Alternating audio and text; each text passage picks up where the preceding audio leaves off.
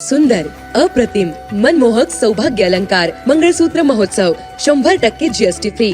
मयूर अलंकार, सराफ बाजार आणि गंगापूर रोड, नाशिक. ताज्या बातम्यांसाठी नाशिक न्यूजच्या YouTube चॅनलला सबस्क्राईब करा आणि बेल आयकॉनला प्रेस करा.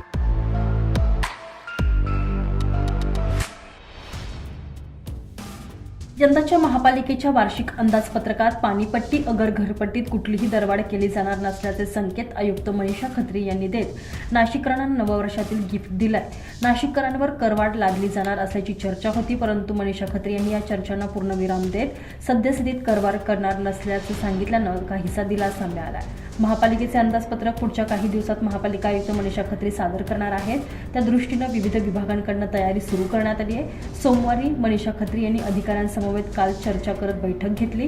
आयुक्त पदाची सूत्रे हाती घेतल्यानंतर खत्री यांनी विभागावर आढावा बैठक घेतल्याचं, शिवाय अजूनही त्या महापालिकेसंदर्भातील इत्थंभूत माहिती जाणून घेत आहेत.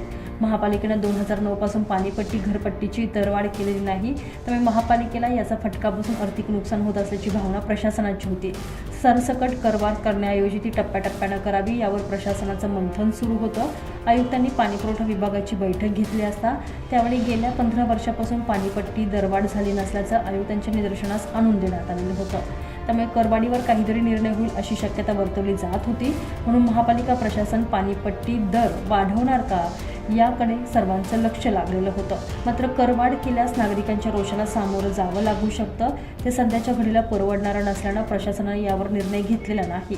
मागील 15 ते 20 वर्षांपासून पाणीपट्टीचे दर वाढलेले नसून उत्पन्न वाढीसाठी दरवाढ गरजेची असल्याची भूमिका व्यक्त करण्यात आली होती. त्यामुळे आगामी अंदाजपत्रकात दर वाढवण्याची शक्यता बळावलेली होती. त्यानुसार 1000 लिटर पाण्यासाठी 5 रुपयांऐवजी 12 रुपयांचा निर्णय प्रस्तावित झाल्याचीही चर्चा होते.